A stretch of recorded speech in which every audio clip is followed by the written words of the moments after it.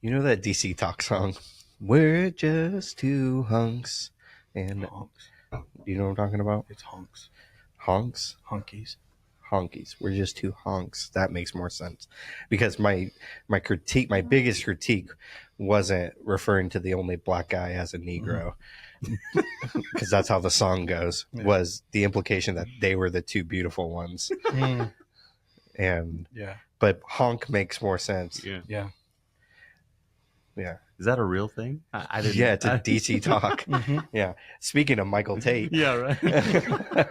It's Nice. That's gone intro well. theme song. Yeah.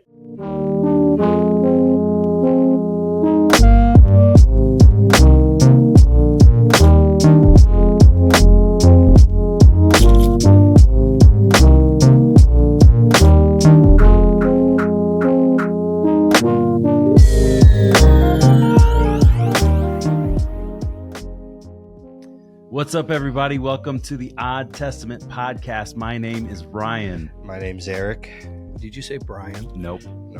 It sounds like Brian. Clean your ears, Greg. My name's Greg. Is it cold?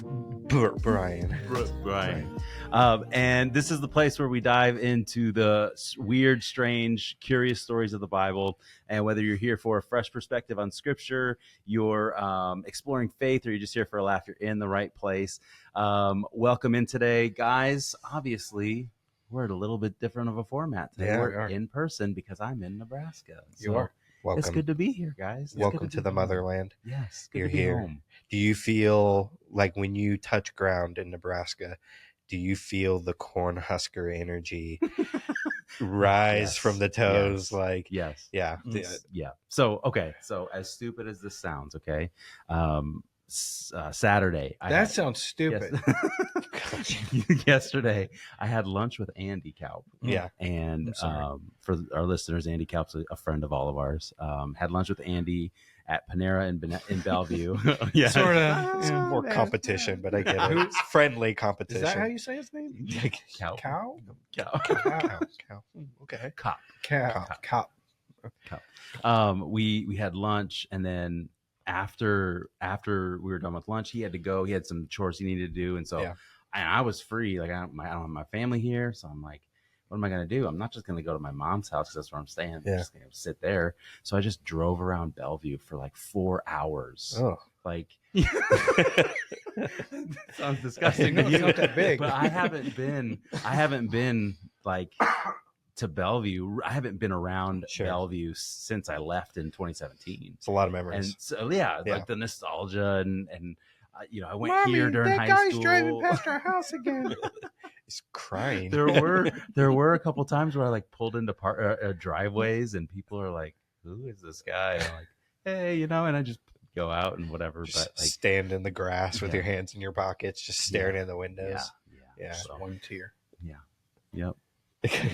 We're I- ruining your story. No, it's all good. No, So that's I- it. That's my Okay. story. Not very entertaining. So Well, we helped then. yes, it helped. You didn't even have a You're conclusion. No, to that no, story. welcome. just Yeah. that. Okay. We do I the was- same thing whenever. So my wife and I, we met in Southwest Florida in Fort Myers, and so when we go down there, like we're maybe there once a you say year or Florida? so. Yeah, Florida. Can you believe Gross. it? Yeah, sticky. And We don't hear more. that's your about the relationship. humidity. Like, okay, that's Anyway, and we so when we Bib go down there, watches. we're like, bib watch. oh, let's go to the old like stomping ground type stuff, like because we were like poor, Mhm. young adult kids. Like, by the way, when does young adult end?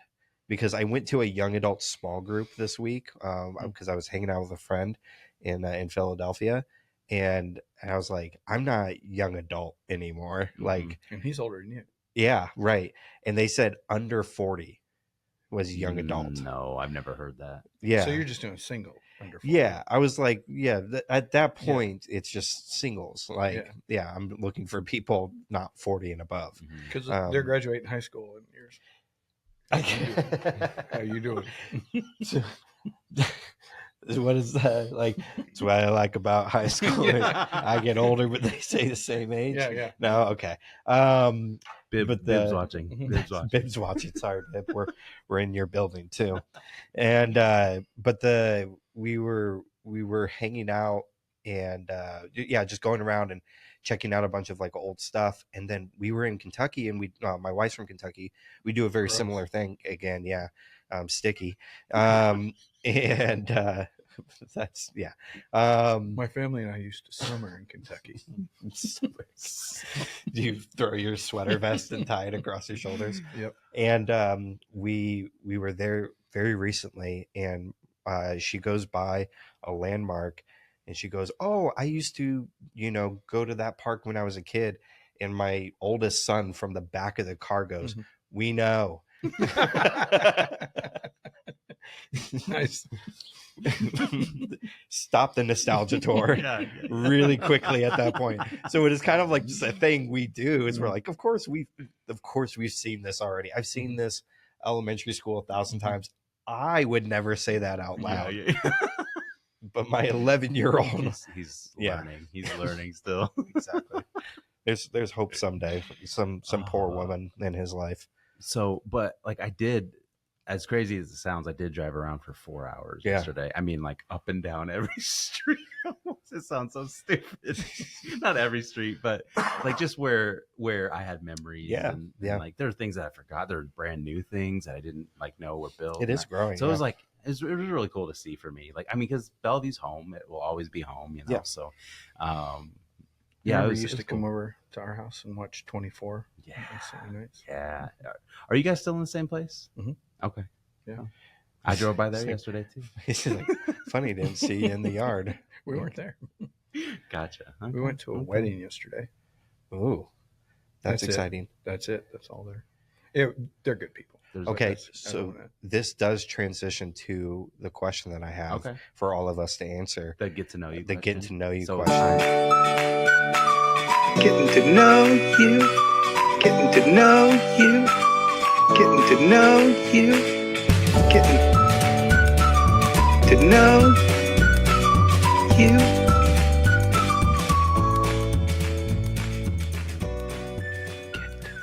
Yeah.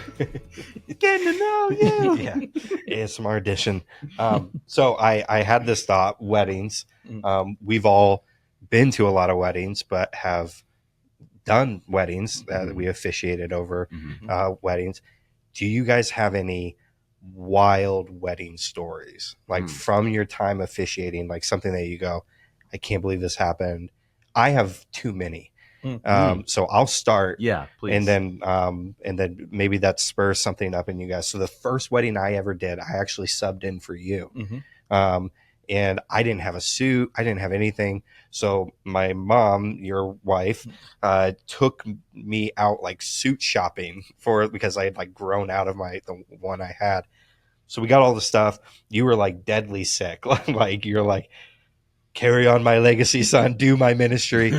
And I love this couple. They just didn't ask me, And so I came in, did the wedding. I'm doing the rehearsal and I'm going through all the stuff and I'm following your notes that you had already put together. And everything goes great. It goes perfectly, like thumbs up. And at the end, we're getting ready to go to the rehearsal dinner and hang out and talk.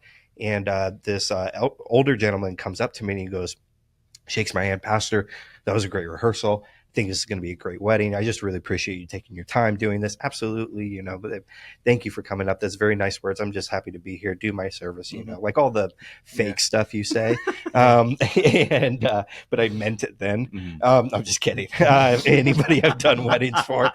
And he goes, I just wanted to ask if you would do one thing in this wedding. And I go, I think so. I'm just, what is it? And he goes, is there going to be an opportunity where you address the troops? And I said, I'm not sure. I said, I'm kind of new to the wedding game, and I don't think any of the two are military. I go, is there something like, is there a family member who passed away during service or anything like that? And he just goes, no, Pastor, I just think that anytime we have the opportunity, we should address the troops. We should let them know that we honor them. And I said, well, let me ask the bride. I knew enough of that. Let me go ask the bride. So I go to the bride, and I don't remember her relational connection, maybe like a great uncle or something like that. And so I recount the story, and she's looking at me like, what are you talking about?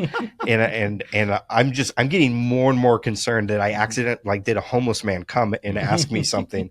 And she goes, no. I was like, do you know who I'm talking about? She goes, no, I know who you're talking about. And I go, was he in the military? And she goes, no. And I was like, so should I do this? And she goes, no. I was like, okay. So number one wedding, just right on the rehearsal, I had, just a super, but I have so many. I'm surprised not a crazy one popped up in your guys' head. Yeah. Do you have one? Yeah. So I've officiated maybe 2. Okay. Yeah. And, nothing crazy. So really cool. The one that came to mind immediately was, when I was pastoring in Lincoln, a guy who was in my small group where I was discipling, he's getting married, and he asked, hey, will you officiate our wedding? I'm like, yeah, I'd be honored, man. He goes, great. It's this day in Montana. I'm like, oh, okay. So the plane ticket, what are you bringing me out? No plane ticket. We drove. Oh no, I don't go. Yeah. You're a great friend and pastor. Yeah. But it was really cool. So have you ever been to Montana? No, I have not. It is amazing. They call it Big Sky Country for some reason. The sky does feel bigger out there. I don't know why. Because there's nothing else. There's probably. There's mountains everywhere. It's really cool. So we were in a town called Big Sky, Montana. It's basically a tourist town. I feel like I've heard of that, but yeah. Not very far from Bozeman, but basically it's a town of 2,500. I don't know where Bozeman is. It's south. It's not far from Yellowstone. Whatever you're going to say. So I'm going to try to keep qualifying to see if maybe you can make a connection. It's in the United States. It's not far from Yellowstone, South Montana. Got it. You ever been to Big Sky? So it's there. So do you know the Robinsons? The Robinsons of Bozeman. So it was, we get there and they're housing us and all. It's cool. It's like a cabin on the side of this mountain. Is really cool. And then when we went to go do the rehearsal, they're like, all right, just get in your car, follow us. So followed them maybe 15 minutes out of the town, and is literally on the top of this mountain overlooking this other valley with other mountains. It was amazing. It was so cool. So really cool. It's not like, it wasn't crazy oh, it was bad or anything but like that, but it was never probably doing that again. Breathtaking views. And married this couple on the side of a mountain. That's cool. Get married on top of a mountain.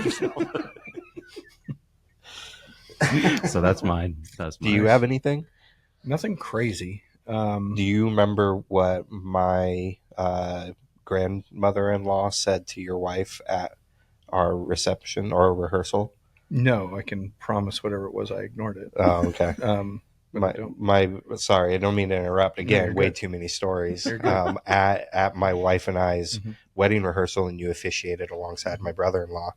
My mom came up to Natalie's grandma and said, "Hi, my name's Angie. Mother of the groom, and just so glad to see you. Thank you for making the trip from Kentucky to Omaha." Just being a saint like Angie Wallace is. And she's, Natalie's grandma's quiet. She's a quiet soul anyways. Context, I had known her granddaughter for 6 months maybe, and was already getting married and moved her across the country away from her. She wasn't in a great mood. Not a huge fan of Eric Wallace. Yes, and covered in tattoos. Her granddaughter was in Florida already. Correct. So, yes. And grandma just further is in Kentucky. So. Yes, exactly. Yeah. She loves me now. But mom said what, isn't this a beautiful day? It's like a beautiful October day. And her response was, yeah, I guess it is, despite the circumstances. and mom goes, okay. It's probably the last time we need to talk. What do you say to that? Yeah. How do you respond to that? I don't know. And then you have a pretty classic, I know you, I don't know if you do too many weddings nowadays, but you rebuke the wedding party pretty hard at rehearsals. One, I insist on if at all possible, do a rehearsal. let's Mhm. walk through it so that we can get through all. Yeah. Everybody Mhm. like, oh, we don't really need one. No, you need one. Mhm. It's going to take very little time, but we're going to. Yeah. You need to know where you're supposed to be. Anyway, somewhere in that rehearsal, I typically say something to the entire family. Mhm. At this point, tomorrow will be a wedding, and your opinions about everything need to stop now. If you are like, well, I paid for this thing, that's wonderful. If you have a problem, you shouldn't have paid for it. Something like just something close to that. Should have Yeah. voiced it much sooner than now. Yeah. Remember, this isn't about you. Mhm. That's really the goal, is to say at this point, this is no longer about you. This is about him and her, and doesn't have to be in that order. And your job is to support them from this point Yeah. on. So let's act right, act like adults. So when I got married in 2010, we leaned hard into that. This is not about anybody else Yeah. but us, right? Mhm. Because a lot of times when Good. people get married, they feel like they have to cater to their family. Yep. My family came all the way in. I gotta spend time, and like, I mean, I didn't say it so like bluntly, but I kind of like, guys, like, I love you, but I'm not gonna be seeing you very much, that Yeah. kind of thing. Yeah. And so, like, Yeah. we got married at Bellevue Christian Center. Uh-huh. Our reception, and to save money, our reception was just in the foyer right outside, Yeah. the sanctuary. And my grandma made the cake, and like, we're Yeah. trying to, Same. oh gosh, like, and we took pictures. We made an appearance at the reception to cut the cake, and then we were out. Like, it was I feel like I remember like that. 20 or 30 minutes after the ceremony, we were gone. And Sorry, we got things to do. yeah. And so we leaned And hard. we're done. Yeah. We're both in Master's Commission. Yes. We did this whole thing right the whole time. Yeah. We're done waiting. Yeah. Yeah. So, This is- like, there's things to get at hand here. yeah. Go ahead. Real quick, mine will be my very first wedding I ever did. I didn't have them in my notes to tell them that you can kiss the bride, so they didn't. Oh, nice. No clue. They didn't just like take initiative of their own. No, I didn't know them. I was ordered to do the wedding, sort nice. of something I would never do to anybody. But anyway, deep cleansing breath to get over that annoyance. And this isn't that bad, but it was 100. We did Brian and Adela's wedding. So friends of ours. friends, Oh gosh. Were you there? Yeah. It was 104, and it was Outdoor, outside, yeah, outdoor. and it was so under like hot. a Yeah. pavilion, Yeah. like, and everyone else is just in sun. Yeah. Yeah. They did communion, and so they had 2 glasses, and a fly died in one of them in the Oh. whatever wine or Just to get out of the heat, right? yeah, for real. And then Stephen and Andrea, I don't know if you know this, but she almost bled out. She gave birth to their first, Oh. and the only reason Wow. the only reason she survived is because Stephen, at that point, he was a doctor now, but he was an EMT, Mhm. and he was in the room, and he goes, they were all taking care of the baby, and he's like grabbing.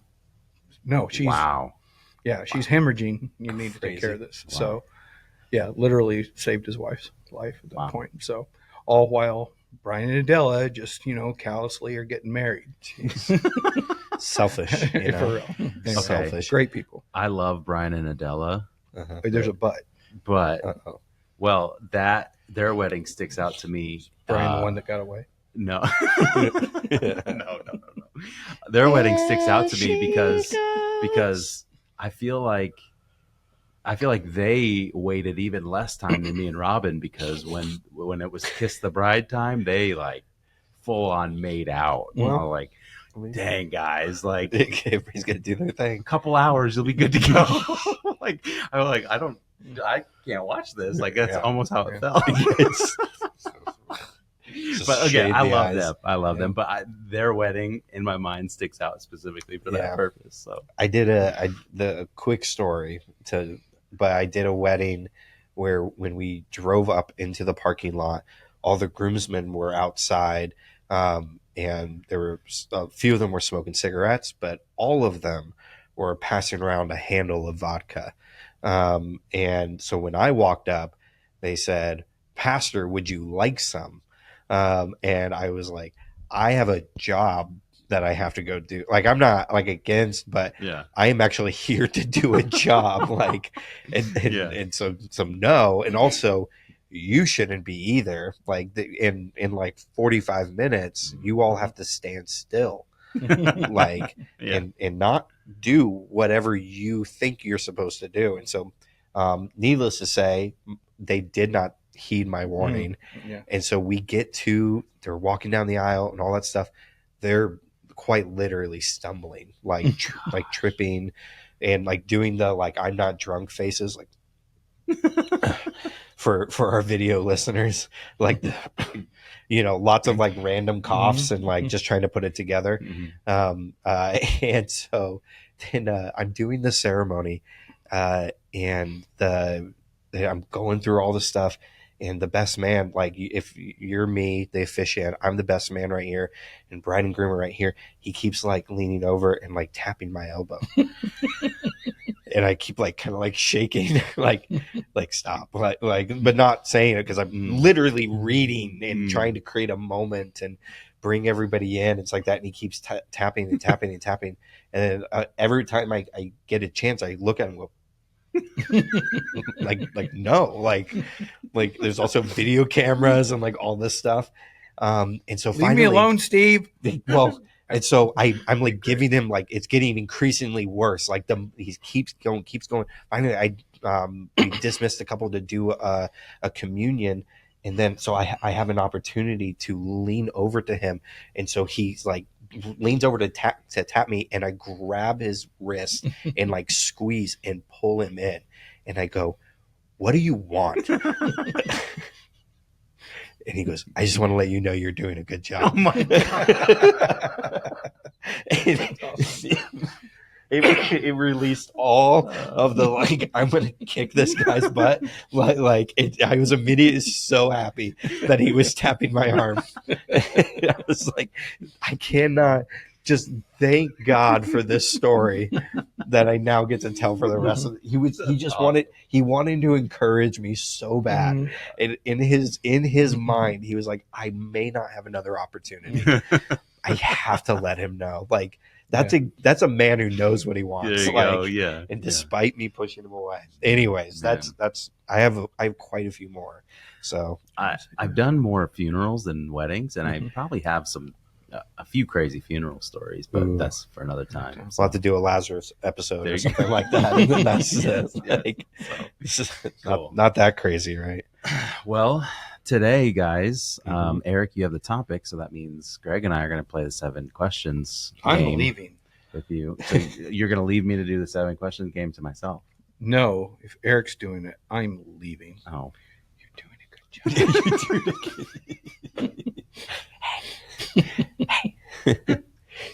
that's awesome. That is an awesome story. That's a good story. So Greg, you start, because whoever gets the first question also gets the last question. So you go ahead and start. You strategically do this every time. No, I don't want to be the one to get all the questions, because I never want you guys to come back and be like, you're only winning the game because you get the most questions. See, now that we do topics, it makes it. Yeah. Here's question. I'll put this out there to make the questions. I am doing a story. Okay. So Old Testament? no. New Testament. Is it in the Gospels? Yes. Okay. Well, good, because I was like, man, what if it's the middle part, the 400 years, the extra testamental period? Really Yeah. skip the bad one Maccabees. there. First Maccabees. Oh. Anyway, what would be That was two. Gospels? I'm not 100% tonight. So brain turn on. The Gospels are about Jesus, Mhm. right? Okay, Yep. good. Yep, you got it. Good. You got Okay, Good Maybe news. good. Yeah. Good. Is it one of the miracles? It is. Oh, Wow, you guys are is this water to wine? nailed it. Yes. Wow, seriously? Yeah. Mine was going to be, it's not Lazarus, because we just yeah, we just joked about it. Well, last time you did, you had, you did the superhero question, then we did Samson. So I was like, it's got to be connected. did So we just context did clues. wedding. Yeah. Yeah, we just did wedding. I was like, it's either Luke 14, or it's water to wine. Yeah. And so Yeah, you nailed it. I love it. It's me having to do everything connected, but I don't know. Life's better when things make sense. So yeah, we're going to talk about what is like widely known to be Jesus's first public miracle. There's obviously many miracles associated with Jesus, his birth, and all the things with this, but this would be his first public miracle, but not his first ministry public miracle, which is kind of an interesting, like he's not actively doing stuff yet. He's starting to gain some disciples. And we get one reading of it. It's in John chapter 2. So I'm just going to go ahead and open it up as you guys are bringing up your Bible, just to do this story right here. So right at the beginning, verse 1, I'm reading out of the NLT because I'm a Christian. And says, the next day there was a wedding celebration in the village of Cana in Galilee. Jesus' mother was there, and Jesus and his disciples were also invited to the celebration. The wine supply ran out during the festivities, so Jesus' mother told him, they have no more wine. Dear woman, that's not our problem, Jesus replied. My time has not yet come. But his mother told the servants, do whatever he tells you. Standing nearby were 6 stone water jars used for Jewish ceremonial washing. Each could hold 20 to 30 gallons. Jesus told the servants, fill the jars with water. When the jars have been filled, he said, now dip some out and take it to the master of ceremonies. So the servants followed his instructions. When the master of the ceremonies tasted the water that was now wine, not knowing where it had come from, though of course the servants knew, he called the bridegroom over. A host always serves the best wine first, he said. Then, when everyone had a lot to drink, he brings out the less expensive wine. But you have kept the best until now. The miraculous sign at Cana in Galilee was the first time Jesus revealed his glory, and his disciples believed in him. After the wedding, he went to Capernaum for a few days with his mother, his brothers, and his disciples. So nice little short miracle sign right here and all of the good stuff. So there's a couple of cool just things to start pointing out from this story. And what we get in the account of John in the first chapters, he's already had an encounter with John the Baptist, and then he has started to gather a few of the disciples. And so we're at this like tension point that I don't know if you guys remember this in your like early ministry time where you're like, I feel equipped to go do it, I'm just not doing it yet. And you have Jesus kind of in this place. There's a wedding, he's showing up, mom's there, and I love just the first response of the wine supply ran out during the festivities. So Jesus's mother told him they have no more wine. She just comes to him with a problem, and all that stuff. So tell me about your guys' understanding of Jewish festivities, weddings, like. What is this, a one day, a multi-day? Is it a big family event? Is it like our weddings that we know today where everybody just kind of comes along? Like, in your guys' understanding, what would a wedding look like at this time? Because you might be thinking, oh, a bunch of people just showed up, brought a couple gifts, somebody got a blender. But this is, wedding ceremonies are really different. What are you guys' understanding? So from what I understand, and I'm totally open to being corrected if this is not accurate or it's not completely accurate, but ancient Jewish wedding festivals were a days long thing. Like where I mean, people would be there for days and days and days celebrating, and which is way different than ours. Like the way we do it, right? We do have this short ceremony and then the party for a couple hours. But depending on the couple. You might get out pretty quick.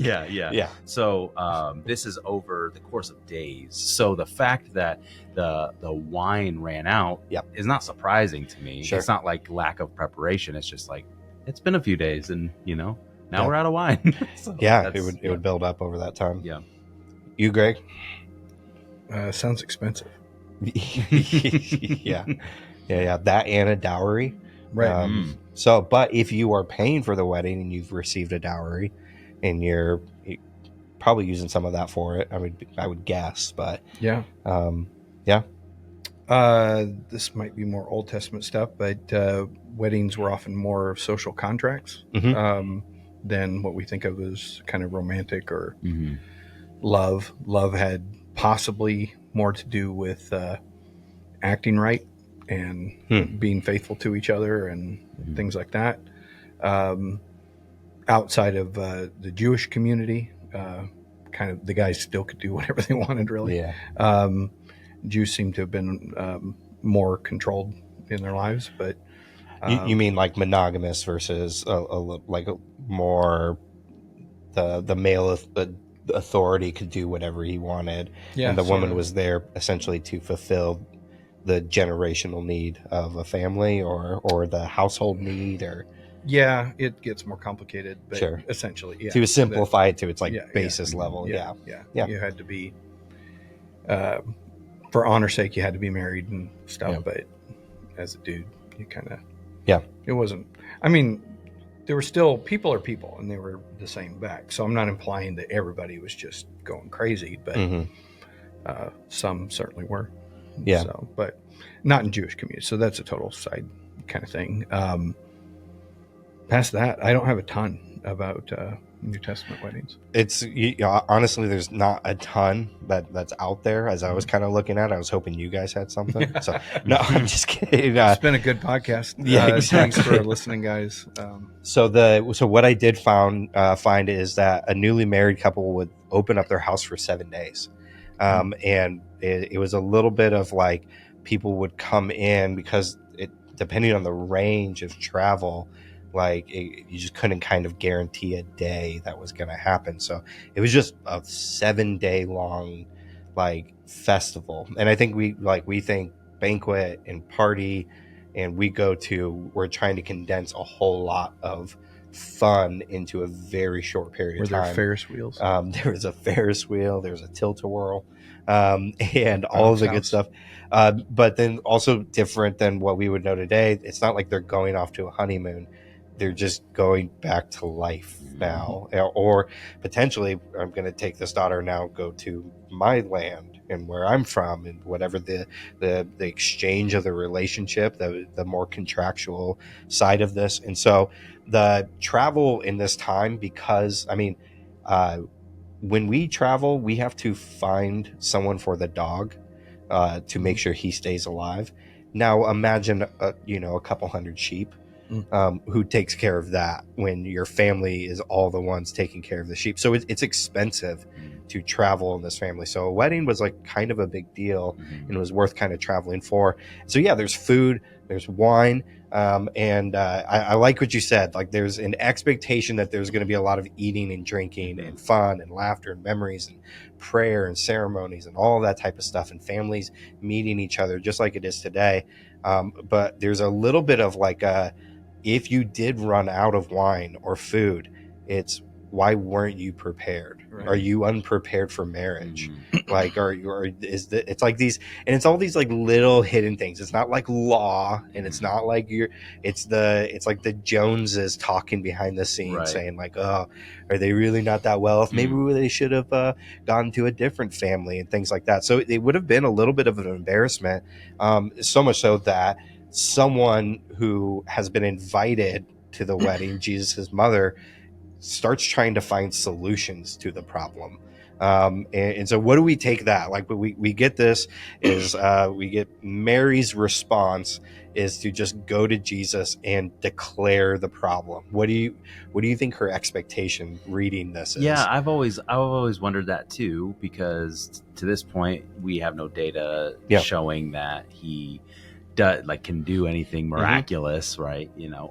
And so I've always wondered, why does she go to him? I mean, I'm sure she has an idea who he is, right? But why does she go to him? And he even asks, why do you concern me? This basically that's not my problem. 100%. And so I've always wondered that too. I don't have an answer. I'm echoing your sentiments. So no, it's an interesting thoughts. We're pretty useless on this one. This is good. We finally think found an it's episode, weird. nothing to Yeah. talk about. Yeah, Yeah. we did it. That's how odd it is. Yeah. Everybody just absolutely. goes, yeah, I guess Yeah. this is what like mothers do to their sons, like, Right. which there is kind of a little bit of yeah. like a human, Yeah. There's that. Absolutely. like the humanity of the relationship that Jesus has with his mother Mhm. Yeah. comes through. Which something I love about the Book of John is it feels very human. Yeah. Although there is miracles and there's a the Gospel of John is incredibly important in understanding the whole story of the gospel within this, but there's something very human about his telling. It's very intimate in this way that he would break down the relationship dynamic here. But even then, a son's response to his mother of like, Mom, what do you want me to do? Yeah. Like, Yeah. is I don't know. It's kind of interesting. Yeah. Well, have you asked about the woman comment yet? No, not yet. Are you getting to that? Because No, go ahead. Okay, Yeah. so I've always thought that was like, oh, Jesus, this mom, because in English to call someone woman that is really disrespectful and cold, right? But like just reading, Like, woman, get me a sandwich. yeah, right. Yes, you would feel that. But there's Context. this in the Jewish New Testament commentary that I have. This guy goes through like the significance of that in here, and he said in Hebrew it's not nearly as cold as in English, right? But what he says is why he calls her woman, and that word woman actually is like betrothed. So it's like a term of endearment. But he doesn't call her mother. He calls her woman. And he says in the commentary that he does that to distinguish himself as I'm not just your son. I'm God, you know? And so like is this moment where he starts to create space between who he had been at that point and who he's about to, like the identity he's about to step into. So did he use the Hebrew for woman? Is that what he's saying? Okay. If they were speaking to each other, maybe Greek gune. Woman, the Hebrew would be isha. Yeah, so it says Greek in the commentary. Yeah, anyway, cool. Nerds. But yeah, isha would be woman. In Hebrew. Yeah. There. I mean, you're correct. And did I say Hebrew? Thank you. Oh, sorry. I meant Greek. You're Sorry. fine. Well, they were talking to each other in Hebrew, then it was translated into Greek. Yeah. So the writing. So you're everyone's right. Okay. Yeah. You know, like, no. But no, I think there is like the New Living Translation. I think maybe does a little bit of work in saying "dear woman." Where yes, he is not saying like mom, mother, or anything like that. He's not. We talked about the title of father and the importance of that. Like he's not establishing a title relationship right here. He's declaring someone who is, here is who you are, but this is we're going to separate in this moment. Do you think, and again, this is reading into it, so for those who are listening, be like, it doesn't say this, but with her experience with her son, do you think she's like, hey, can you fix this with a little miracle here? Like can you make some magic happen? Right. Do you feel that reading into it? Because all we get is they have no more wine. That is, she comes to her son who has no participation outside of just a guest, right? And she's there also, right? And like she's either just saying like, oh, this is the state of the affairs here, or is she? The implication seems to be that like there's Jesus's reaction to it is, are you asking me to do something? Right. Like, I don't know. It's an interesting thing with that. Well, his response, his response, he says, "Dear woman, that's not our problem. My time has not yet come." That response to me, would communicate that he knows what she's asking. You can do the miracle. Why don't you just do it? And he's like, nope, not time for that yet. Yes. So I think based that. on his response, we can infer, right? Infer? Yeah. Yep. Yeah. Look at me trying to use big words. From his response, we can infer that she was Yeah. she was going that direction, I- in my opinion. That's how I read it too. Is the like, yeah, the my time is not ready. I liked another. I forgot to annotate this, so I'm sorry. But there's a commentator I was reading where they said it wasn't him like putting down his mother, or to not necessarily even just say my time's not ready and so I'm going to withhold. It's the work that God has me on is not simply for inconveniences. And I like that reading of it, where there's even an education to those around him. The disciples he's just called these few of them that are here, and there's like this, I'm going to do some wild stuff, like stuff that you didn't even think, not were even possible. You didn't even think were possible to think to do. Like, and I need you to know they're not just inconveniences that I'm solving here. Yeah. And I'm also not just solving simple problems. Like, I'm going to make people who are blind see, and I didn't just make them see, I've saved them. So like, what is happening at this wedding? You know, so I don't know if you look like you had something. Yeah, so it just makes me think about I'm not trying to solve just minor inconveniences. It makes me think of and I'm not trying to call anybody out, so nobody get offended. I'm sure somebody will somewhere. But I think of those people, like, I was driving through the parking lot and I was praying that God would give me a close parking spot, and he came through. Right? Oh, you don't have a parking angel? I have one. Come on, man. Really? Out of all the things that God wants to do, you think he's really going to give you? Get your butt out of your car and walk. He wants you to be healthy more than get you a good spot. Yeah. No, 100%. Well, that's I mean, there's a whole other podcast conversation of purposes of miracles done by Jesus or otherwise, because we have so many that are in the Bible. But there's just something interesting within this. So like, so Jesus, I don't think he folds. I think he is now creating an opening solution to the problem in which he's in front of. And this is, to me, Jesus being a master communicator, a master storyteller. There is a bigger story that is happening right here. And in this being, I think, an important miracle, it's very intimate. There's only a few people who would have had like interaction with this miracle. Now everyone might have received a blessing from it, but very few people. We just see the servants are told to fill up some jars and then ladle it and then go give that to the master of ceremonies.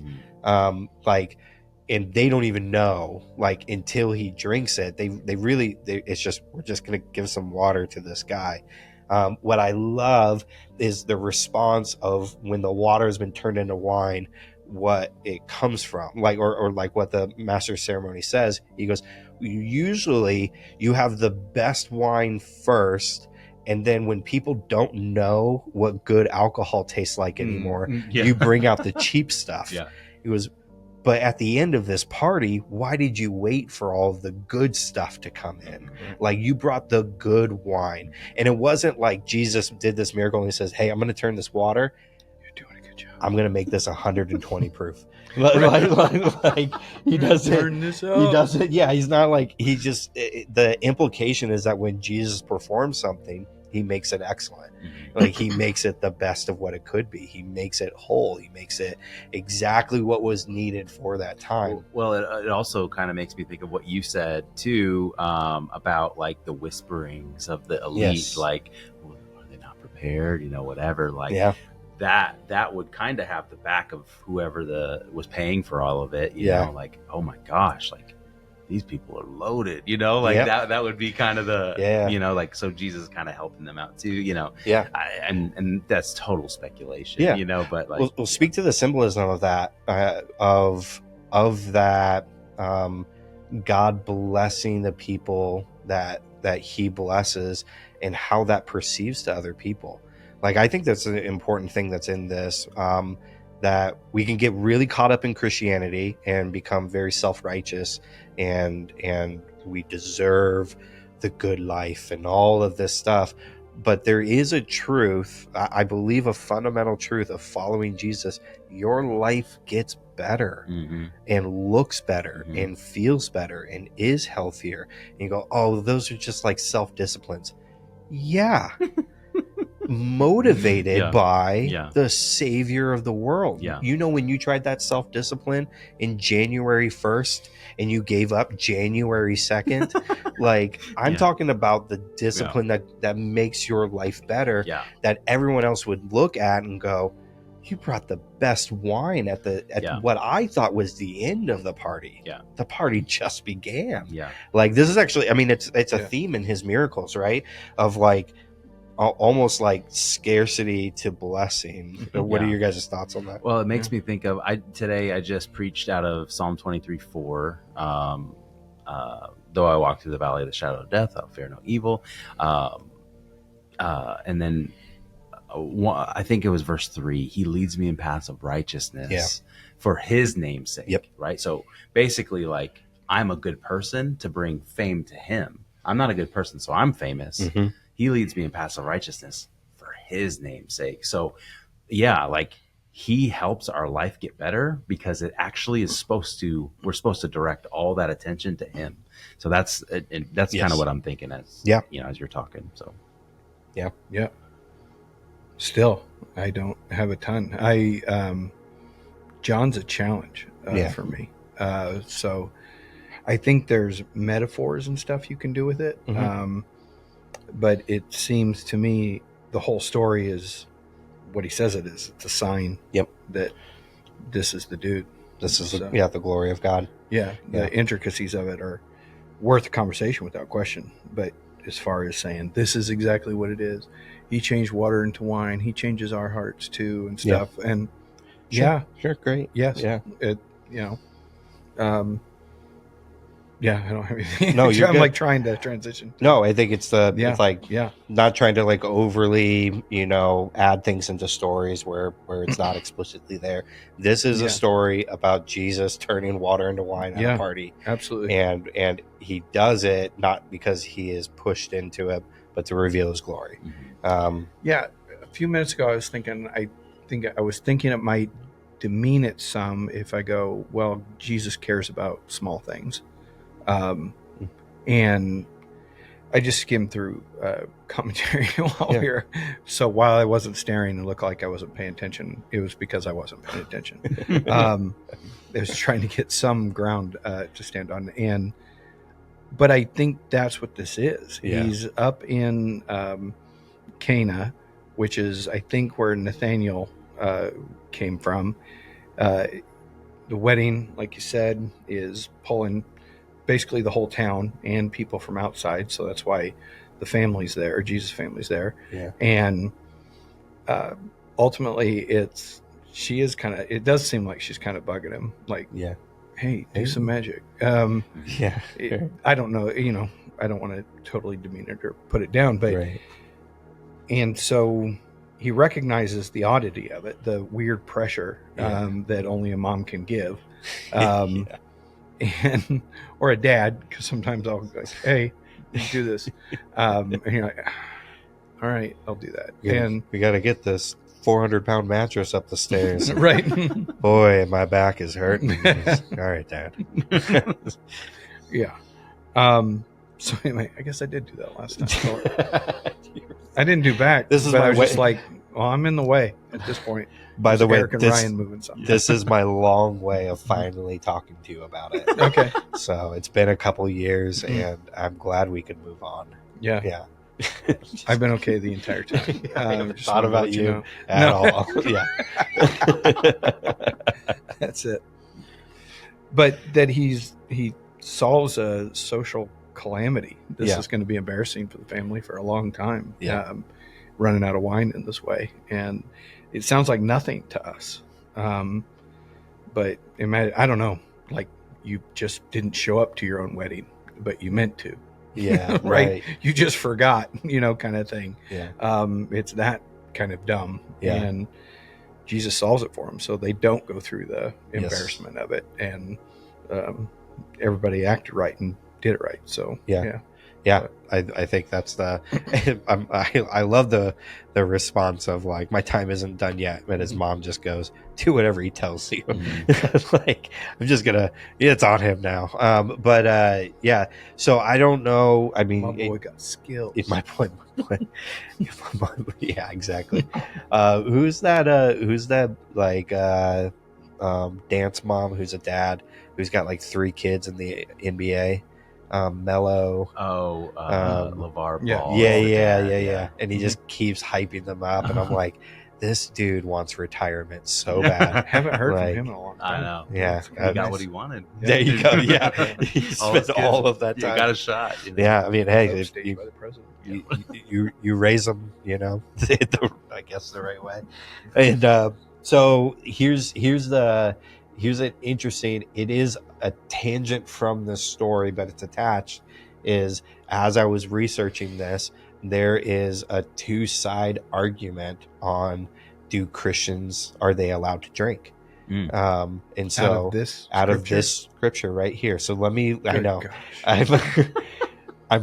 We're getting it. I'm just gonna start poking the bear a little bit. Do it. Okay.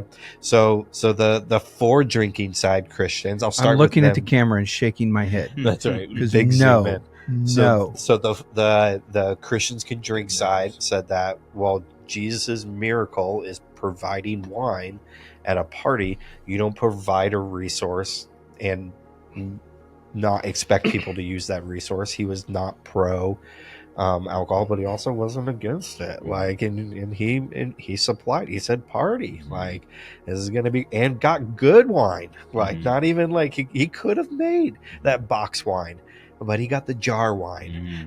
So I don't know if that means anything. But so okay, so there's Jar wine? there's the so yeah, Like fruit wine, or maybe toilet wine. toilet wine. Yeah, exactly. Throw it in a mason Some of that jar. bathtub wine. Bathtub wine. That's right. That's better. Thinking prison wine. Prison wine's in the toilet. Yeah. Mhm.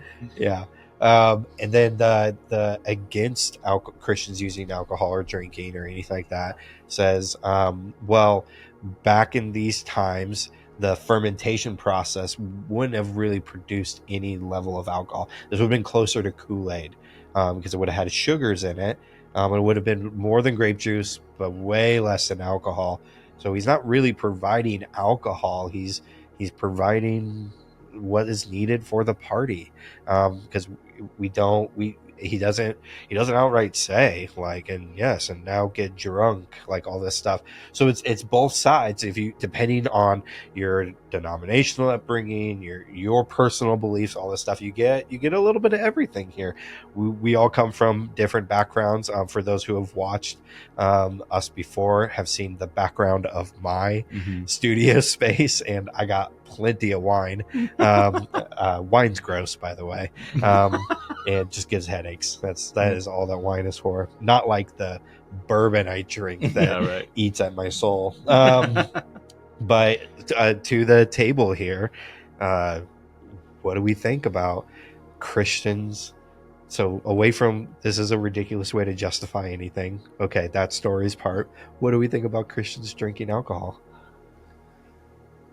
Well, with this story in particular, I'll start with this story. Yeah. You always have to ask the question, is this prescriptive or descriptive? Right. And I am pretty positive this is not prescriptive.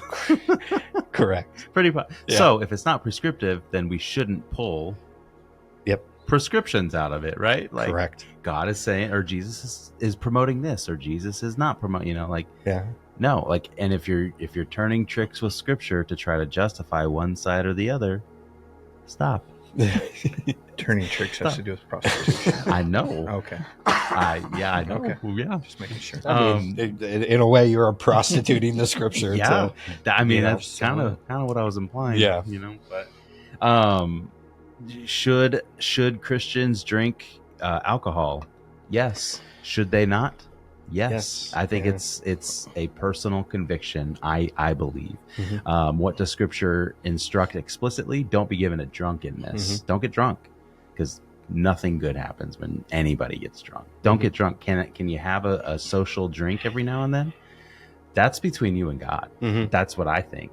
Now, for me personally, Yeah. I don't drink at all. Yeah. And part of it is because of the denomination I hold credentials with. Yeah. But if I didn't hold, Thinks he's better than you. no, Yeah. no, let me finish know, before you go in on Really, me. Okay? really regretting bringing this up. No, if I You're doing a good job. if I didn't hold the credentials, I still wouldn't drink, but not because of any other reason than this. Yeah. I can't control myself. Yeah, you know yourself. I mean, look at me. Listen, look at you. When it though. comes You've to been food, losing weight. I've been losing weight, yes. So I think we but- can get you a glass. No, I'm just kidding. Just the worst So- friend. so- It doesn't get. Well, see, yeah, Belly right. up. See, I'm the type that if I have one, I Yeah. have to have 10. Yeah. And it's just better for me to not have any because Yep. I can't control myself. Yeah. And that's my personal conviction. Yeah. And I'm not going to push that on anybody else. You like having a glass of bourbon? Do it, man. Yep. Like, as long as it's not like it's not going to harm you or your Sure. family or anyone else. Like, Yeah. do it. So that's my personal Yeah. thought with it. So, Love it. I only drink when I drive. is that prescriptive or descriptive? Both. That's your end statement. Okay, cool. What my I gosh. just said, here's what I'll Oh say my gosh. definitively. Is what I just said is as stupid as trying to pull some theology about alcohol from this story. Oh my gosh. It does zero work for that. Quit it. Yeah. Quit it. Yeah. I'm going to hear this some other. I can't. If I ever listen to this episode, I'll listen back and go, "Oh, Greg, why did you say it that way?" Future Greg, I'm a little tired. I kind of have a sore throat, and those are my whiny little statements. Yeah. That said, the He reason knows I he said still it, is. the reason I said it is because I'm right. And this is dumb. It's a point of view that doesn't begin in Scripture. It begins with an idea about sin that I know you people that think this are going to say this idea of sin is in the Bible. Okay, but you're going to have to completely build it, and you haven't. I doubt Yeah. you've done that. Yeah. It would just go on and on. So I don't know if you could tell, I get frustrated a little bit about this kind of stuff where we have, to me, meaningless conversations. It's not the topic. The topic You're fine. is that Yep, I got you. by meaningless, I mean conversations that don't move us anywhere. Right. They accomplish nothing. If Jim thinks he can drink and Sally thinks she can't, or vice versa, okay. Yep. Does the Bible say anything about that? No. Yeah. We're worried about these details when we're able to. Well, we're straining out a gnat while eating a camel. Mhm. We're okay with we're seemingly okay Yeah. with so many things, and then we have conversations about tiny things that are affecting one person. Yeah. Does it matter to me if Ryan drinks? It does, because we're close and we're friends and things like that. And if he tells me, hey, I can't do one, Yep. and I see him doing one, I go, Mhm. I'm not condemning you, but you told me this. Mhm. Yep. And there's going to be a different interaction. If I have no relationship with you, it is literally none of my business. Yep. And that doesn't mean I can't have opinions and all this other stuff. Everything can be qualified. Yeah. Well, what about in the deciding somebody else is wrong based on your individual's incorrect read of Scripture is just so Yeah. it's not good. Well, I'm interested in your guys' thoughts, and this is going to pop up for a couple different types of sins that have the sin is that it would take over a part of your life like an addiction would. Okay. This is kind of all we're talking about, really. Like when we're talking about this, there's alcohol is a depressant, and it does not, as much as you think it does, it doesn't make you feel good. Right. So the more you do, the more you don't feel better, you feel worse, and that's why you can go to sleep, by the way. And so it's not a nightcap; it's a depressant. So but there is like a conversation, and we'll keep having this later on with other things. Is abstinence, is that safe then? Is it just better to, hey, if you're worried that alcohol would take you over, well, just stay abstinent? And so we could apply that to any addiction, sex, cigarettes, like all this stuff. Is abstinence related to alcohol?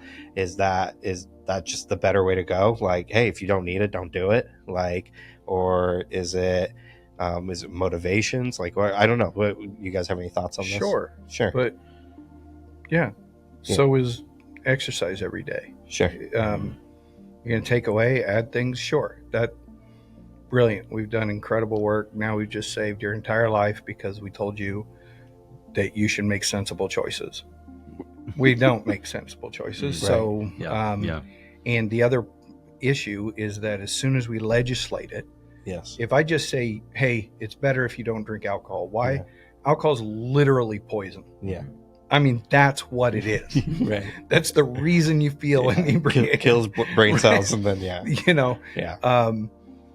it has some benefits under, sure. And very few of those benefits are like health related. Mm-hmm. Right. You might have a crippling social anxiety that 2 beers just solves for a period of time that you're going to be at a wedding. Mm-hmm. Now, if this is your solution for every day of work, that's going to be an issue long term. Yeah. That's just, we have enough information for that to become a sensible thought for you to have, and worth talking to somebody about. Before you ever become fully addicted, talk about how to deal with your social anxiety. Mm-hmm. That said, if the only time you have to deal with it is maybe once a year at a wedding, you're medicating yourself. Yeah. Yep. I don't see a problem. But a legislated version of religion that says alcohol is always wrong all the time in every case has no basis other than the group has legislated it. Yeah. And your group can legislate that. Go do it. But just understand that you don't have a standing from the Bible, as far as I can figure out. Yeah. You could work your way to it. Yeah. But man, you'd have to do quite a bit of work to get there, and I would prefer you be honest about it. Yeah. I think it's easier to just say, this is what our group does do and what our group doesn't do. Just do that. You don't need Bible verses for correct. everything. Well, I think it's unfortunately, and then it gets kind of pushed onto this, like the abstinence becomes like a little bit of the abstinence as holy. Right. So it becomes this, like, instead of I don't do it, it becomes I don't do it because. Mm-hmm. And the because is important if you know yourself, but if the because is because someone told me to, not because I have a self-knowledge, then becomes like a self-righteousness that is so very unattractive to me. And maybe that's because I've had this conversation so many times where I'm just like, listen, if you don't want, I won't bring it up. I won't, like, hey, don't go into my office. like that's is what it is. But there's an interesting, like, I mean, again, apply it to so many other things that we do. You're just like, I just don't do that because Jesus didn't do that, so I don't do that. It's like, well, Jesus also wasn't married. Like, should I not get married? Like Jesus has 12 best friends. I got like 4. Like, so anyways, like that's such a weird interpretation, by the way, of the disciples. Like, Jesus had 12 best friends. It's like, that's not how you talk to your best friends, by the way. Go ahead. Really quick. This conversation makes me think of Romans 14 and what we come to call, I say we just in Christian circles have come to call the stumbling block principle, right? Like, if it's acceptable for one person, but it causes somebody else to stumble, like, maybe consider the other person over yourself, Yeah, so like absolutely. if I struggle with alcoholism and Mhm. I'm hanging out with you, it's probably not wisdom for you to whip out your bourbon and Yep. just start sipping it in front of me, making Yeah. hard eye Yeah. contact. Where do you want to hang out? I Yeah. don't know, this bar down the street. Yeah, It's like, right. Like that's like Yep. consider That the other said, person. you're an alcoholic and you go to a wedding where they have alcohol. The wedding shouldn't change their entire wedding for Right. you. Right. And There's sense involved here, and that's human where, interaction. yes, and that's where like boundaries come into Yeah. play, and like making wise choices, and Yeah. like, so again, I'm not an alcoholic, by the way, anybody. But if so, think you're better than me.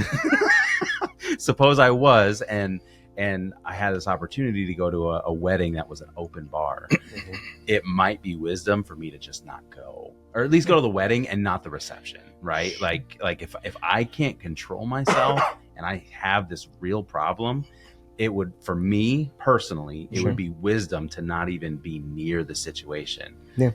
So like, and I think You got to know yourself. yeah, it's tailored for everybody. It's different for everybody. Maybe somebody who's an alcoholic who struggles with that could be in the room Mhm. and have the control not to drink, as long as it doesn't hit the lips. Right, they're good. Think of old Will Ferrell in old school. That's funny. Now we got it. It tastes so good.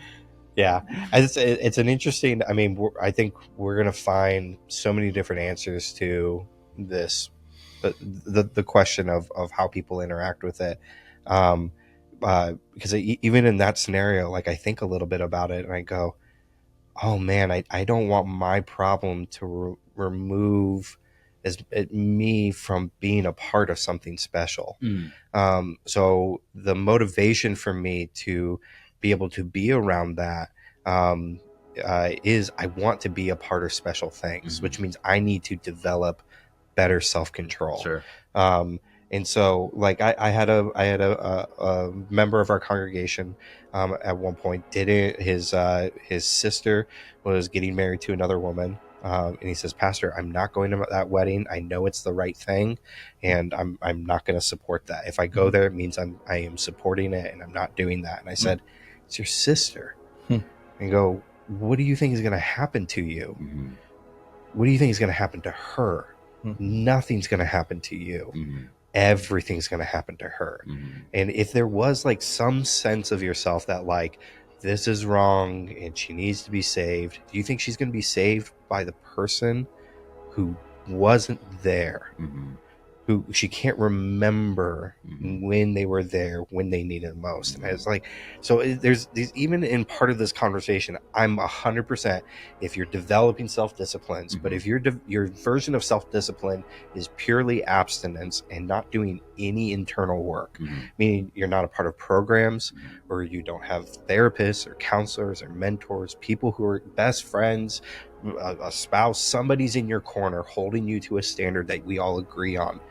Well, that sounds like a really lonely life. Yeah. But to me, in any discipline, whether abstinence or a discipline of starting something, the more I have involved, the more likely I am to be successful at it. Yeah.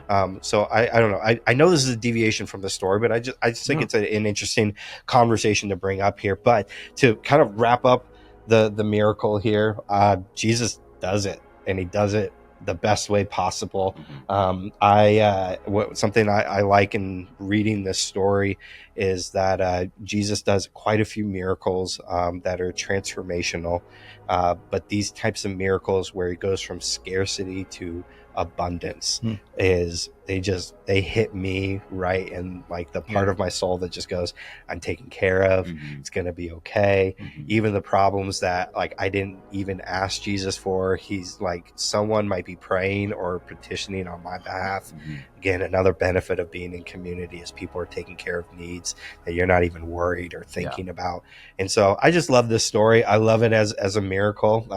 As somebody who has a lot of crazy wedding stories, this would top it. If that's what it was. So that's my odd testament to that. Man, that's awesome. Nice. I mean, this whole conversation, and we don't have to get into this because I know we need to wrap it up, but it makes me ask a question, like talking about abstinence without doing the work. It's really lonely. Like, could could that type of abstinence actually be a form of addiction? You know what I mean? Like, I'm so addicted to abstaining, like I'm just like, I don't know, maybe, and I haven't fully obviously thought it through. I'm just like kind of Got a lot of verbally opinions on processing that. So Yeah. like you're trading one addiction for another, and Yeah. this one's more virtuous, Mhm. but it's still an addiction, and no addiction's good, Yeah. And so I'm like, man, just something to think about. So. Yeah. Addiction is not a product. It is a mindset.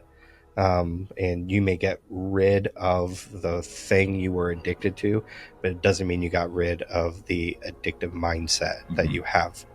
You will find something different. My buddy quit gambling, but his answer to it was he had all this money now that he wasn't spending gambling. So the first time that we hung out, and this is my friend in Southwest Florida, he goes, "Hey, what do you like to do?" And I was like, "Oh, I just like hanging out, like eating pizza, playing video games, like watching TV or something like that." And he goes, "Great, you want to come over to my place and we'll do that?" And I was like, "Awesome, found a new buddy who likes to play video games and eat pizza." And I get to his house and he's unpacking a TV and an Xbox and has Domino's ordered up on this. And I asked him, I was like, "Did you just buy all of this for us to hang out?" Like, starting to get like real creepy vibes. And he goes, "Eric, listen, I'm new to this whole Christian thing. I don't know what people do for fun." He goes, "You seem to know what to do for fun outside of gambling." He goes, "So can I try this?" And I just saw truly like a young man like me who is just trying to do his best. And I went, "Oh, like this," on the front of it is a really creepy story. The end of the story is he's a great friend of mine. And I have so many great stories of him, but it had to start at this. He did not know, but he was like, "But I am going to do something. I am going to find something." And so there's a lot of working with that, but I think you're onto something really important in there. Yeah, for sure. Man, good episode, man. Yeah. Good conversation. We did it. We should hang out and do in-person episodes more often. Are you in town? I'm in town. I'm in town.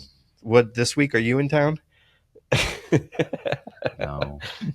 I fly out tomorrow, guys. Yeah. I'm sorry. No, it's good. All right. If you are enjoying the Odd Testament podcast, we would love your support. And there's a few ways you can do that. First, take a moment to rate and review us on your favorite podcast platform. 5 stars only. You know who you are. I don't have anybody in mind. 5 stars. Put down the Bud Light and give us 5 stars, okay? Leave a review. We wanna hear from you, and that helps push our show out to more and more viewers and listeners. Next, don't forget to like, subscribe, share.